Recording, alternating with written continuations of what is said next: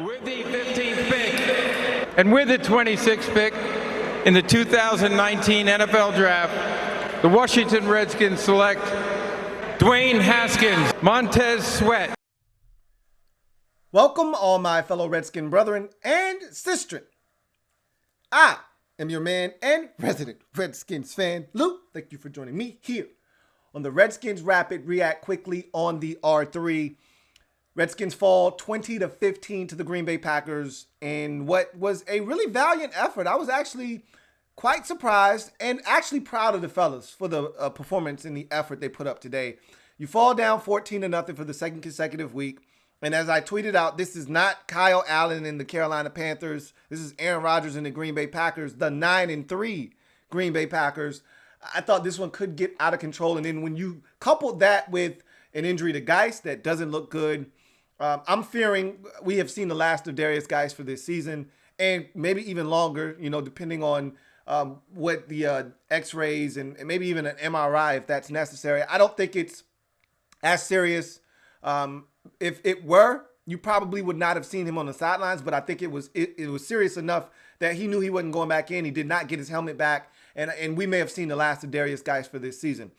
Kerrigan, I'm afraid that's an Achilles. Again, I am no doctor, and I did not sleep at a Holiday Inn last night, but that didn't look good. And anytime you see it pop, and I saw it pop, and you start grabbing around that calf area, generally you're talking about potentially an Achilles, and the Achilles is a lot further down towards the ankle, but he couldn't even make it that far down. Now, I've seen guys walk on Achilles that were torn, so him walking off the field means absolutely nothing. I fear that that's an Achilles. But we'll see. Hopefully I'm wrong. And Kerrigan didn't do anything more than, strain his calf muscle. But I don't think that's what that was. And then, of course, Dwayne Haskins. I think he sprained both of his ankles, if not one. I think both of them, but definitely one for sure.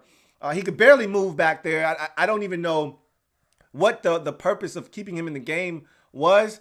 And look, if they left it up to Dwayne, of course, he's going to try to be a tough guy and want to remain in the game, want to show his teammates that he's tough. And that's what you're supposed to do as a player. The job of the coaches is to say, and it's the same debate we had some 7 years ago with Robert Griffin III, where, of course, he's telling the coaching staff he can go, and Shanahan and company see that he can't. They put him back out there. His leg snaps like a twig. He was really never the same player, and the rest is history. You kind of have to protect players from themselves sometimes. I don't think there was any reason for Dwayne Haskins to finish this football game. That being said, what a gutsy performance. What a hell of an effort by Dwayne Haskins. If nothing else, you saw sheer grit, toughness, and will to win. Say what you want about Dwayne Haskins. I know a lot of you don't like Dwayne Haskins for whatever reason, okay? Say what you want about him. The man has a competitive spirit that wins in this league. And the man just showed you a level of toughness that few guys in this league have at the quarterback position. So those are things you can build off of. And oh, by the way, and I know that last touchdown was in garbage time, but you say what you want about Dwayne Haskins. He gutted it out, man. And he made some throws on one leg. And look, we may have seen the last of Dwayne. I'm just telling you right now, I can assure you this. He's not playing next week. Daniel Jones of the New York Giants against this same Packers team had the same ankle injury. He's not playing on Monday night versus the Philadelphia Eagles. So I'm telling you right now, Dwayne Haskins isn't playing next week. He's not. And it's really frustrating because I was looking forward to seeing him versus the NFC East. In our final 3 games of the season, all NFC East opponents, I was looking forward to seeing him play in all 3 of those games. Want to see how he fares against the division. That's where it really counts for us, We want to see guys win in the division. He was going to get a chance to do it against every single opponent in the division. Now that's not going to happen. As a matter of fact, it wouldn't shock me if he missed the next 2 games with this ankle injury and only is able to come back for week 17. And at that point, do you even bring him back for the final game of the season? I don't know. We'll see. That could be the last we've seen of number 7 this season as well. But outside of that, the injuries were massive. Geis's situation always the issue with him, and I've talked about that profusely, that the one thing about Darius Geis, for all the talent that we've seen flashes of, for all of the things that we think he can be, the injuries are a concern, and it reared its ugly head again today.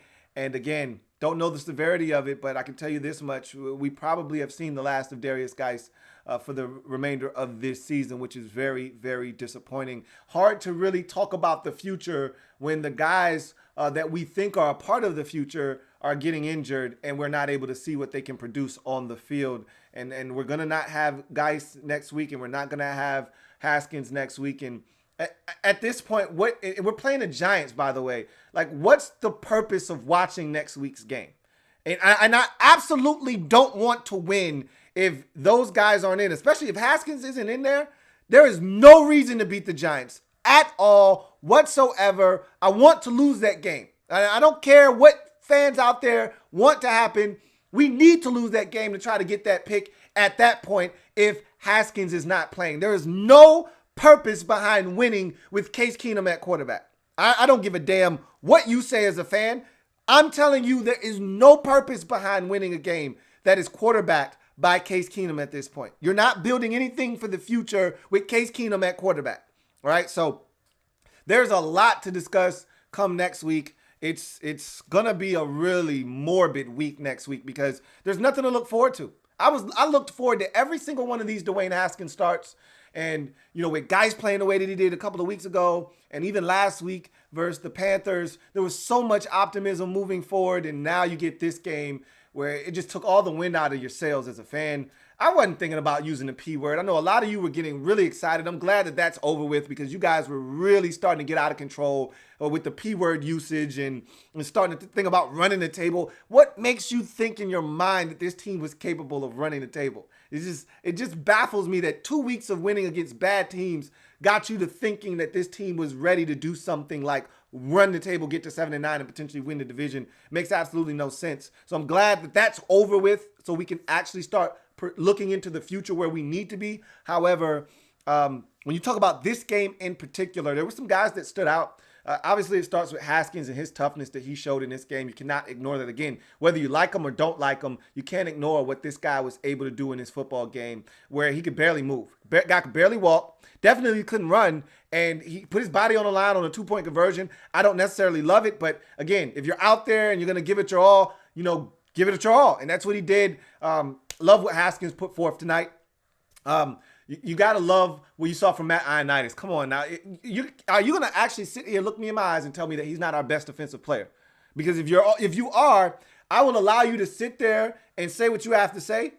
And then I'm probably going to dismiss every word out of your mouth after you're done. If you're going to try to sit here and tell me he's not our best defensive player. All right, another sack today. Leads the team in sacks. It's really not even close. He's got 8.5 sacks on this season. Another tackle for loss. He was all over the football field today. Again, it's Matt Ioannidis. I really like Sean Dion Hamilton. Almost had a pick today. He's flying around the field. I don't know about you. I just really like Sean Dion Hamilton, and he flashes for me when he's in the football game. I can't speak for you, but I like Sean Dion Hamilton. Obviously, Terry McLaurin, one-hand touchdown grab, didn't touch the football until, I want to say the third quarter, if not the fourth quarter, which is insane. I think his first touch of the game was when he recovered the Chris Thompson fumble. That was late stages of the third. So anyway, that's a travesty is what that is. That's a crying shame. That's a criminal offense that Kevin O'Connell should be arrested for and thrown in Loudoun County jail for. That's ridiculous. All right, the first play of the game should be a wide receiver screen to McLaurin. If you can't get him the football, if you can't scheme up a way to get him open, to get him a target, then throw him a damn bubble screen. All right, get him a jet sweep. All right, get him something. It just makes zero sense that your best player on offense doesn't touch the football until the fourth quarter of the game. That's just insane. It's asinine is what it is. I didn't like the play calling to start this game with Kevin O'Connell. We'll talk about that tomorrow. I don't want to bog this program down by talking about things that we can talk about tomorrow. But I sent out a tweet during the game that I was not in love with the way that the play calling started to this game. But that's nor here nor there. We'll talk about that tomorrow. Another guy that I was impressed with today, I thought it was one more guy, Jimmy Moreland. He got beat on a crosser on a third down. Didn't like that. But Jimmy Moreland made a tackle for loss. He's a competitive guy as well. I really like Jimmy Moreland, and he's starting to flash as well. I'm trying to make sure that I didn't forget anybody. How about Adrian Peterson on a day where the Packers knew he was getting the football. Okay, Dwayne Haskins could barely stand up on his 2 feet, and no more guys. They knew he was getting the football, and I thought he ran extremely hard today. So hats off to Adrian Peterson for the effort he put forth today. Scored the Redskins' lone touchdown until that garbage time touchdown at the end of the game by Terry McLaurin. So, and then how about the defense as a whole? Got to give it up. Look, we kill Greg Minuski all the time, and rightfully so. I'm not sitting here and trying to be an apologist for Greg Minuski. He deserves to go as soon as this season is over. However, the last few weeks, the defense has stepped up, played quality football, and this was a real quality effort. Say what you want. They didn't get it done in crunch time, and I told you the thing that is a sickening feeling in the pit of my stomach is the fact that for as good as the pass defense was today, the run defense was equally as bad. Aaron Jones, 16 carries, a $138 or something like that, some ridiculous number. He absolutely shredded us on the ground tonight. And was really, he killed us everywhere. He led their team in receiving. He led their team in rushing. A critical third down. Matt Ioannidis gets a sack. We got him backed up. It's 3rd and long. And Fabian Moreau, no fantastic fab this week. Didn't get back in his drop on a cover 3. He allows the running back to get behind him on a corner route, which you just can't do. What are you coming up for in an out route that's going to be short of the sticks? How about you do your job deeper than the deepest and not give up a corner route behind you for a first down on 3rd and long deep inside their own territory? That's cringeworthy. That's vomit worthy. And that's why the Redskins are a 3-10 team right now, because they don't do the little things correctly. And they did a lot of little things well today. How many times did Aaron Rodgers have 8 million years to throw, and yet there was no one to get the football to because guys were plastered to these receivers on these secondary routes after Rodgers escaped the pocket? Really good pass rush. I told you, I've watched Aaron Rodgers this season. He's not the same Rodgers of old that would air it out and that would give his guys chances to make plays. He's playing it very cautious in this offense, and if you get pressure on him early and often, you will get him to eat the football. That's what happened today. That's why the Redskins were able to hold the Packers down to just 20 points. Because Aaron Rodgers was under pressure. Give the front some credit. They collapsed the pocket. They were able to get after Rodgers. They were able to hit Rodgers and make him uncomfortable in this football game. And so the pass defense was incredible. The pass rush was incredible. I think we got to Rodgers 4 times today. The problem was we couldn't stop the damn run. We couldn't marry, and I told you, we haven't played a complete game this entire season, and it still rings true because whether we're good against the pass or we're good against the run, we're never against both equally as well. Whether it's good for first half or good for the second half, we're never equally good for both. Whether we're good in the first quarter or good in the fourth quarter, we're never equally good in all quarters. And so we still haven't played a complete game. The offense was just anemic early to start this game. Haskins was under duress. He got injured. I don't know why they didn't pull him, but he stayed in the game miraculously enough. Didn't injure himself any further, but I thought that he should have been pulled. And then I thought the clock management at the end of the first half. And there are some people out there that I'm talking to as Redskins fans that want Bill Callahan to stay on as coach. Are you insane? Did you see the mangling of the first half into the second quarter clock for the 3rd or 4th week straight? He can't figure out when to use the timeout. The Redskins get a short completion on first down, and you're damn near at midfield, and you're gonna allow them to get in the huddle and try to run a play? Call one of your 3 remaining timeouts, you dope. So again, this guy can't be your head coach. All right, he doesn't know how to manage the clock. He doesn't know how to manage the game. All right, and so there are massive changes that need to be made after the season for some of you out there that think that status quo is fine. You're insane if you do. Okay, but nonetheless, I thought it was a valiant effort by the Skins, man. I don't really have a lot to say negatively about this football team after today's performance. I thought they were going to get their asses ran in this football game, especially with the start. And I said on the RNN on Thursday, I said, if you come out in this game and you fall down 14-0, this is going to be a bloodbath. I was wrong. Okay, I was wrong. Couldn't have been further from the truth. The Redskins hung in and had this at a one-score game with 6 minutes left in the fourth quarter, and the defense couldn't get a stop. And that's been another story all season long. The Redskins have hung in the ball games, been within a score or two late in ball games, and just need a stop. Against San Francisco, down 3-0, you need a stop. They couldn't get it. Against Buffalo, down a score, you need a stop. They couldn't get it. Down a score in this ball game, you need a stop. They couldn't get it. And I'm pretty sure there are 3 or 4 more games in there just like that. The Dallas game comes to mind. The Eagles game comes to mind. The Bears game comes to mind. There are plenty of examples of this defense needing to show up one final time to give the offense a chance, and they couldn't do it, and it happened again in this game. But they're not to blame. You know, you give up 20 points to the Green Bay Packers, or hell, anybody in this league for that matter. You give up 20 points. Most Sundays, that should be enough to get you a win.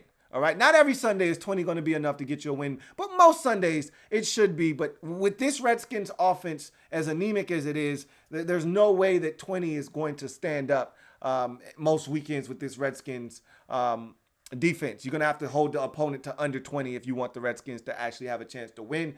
But the defense, look, I'm not going to kill them.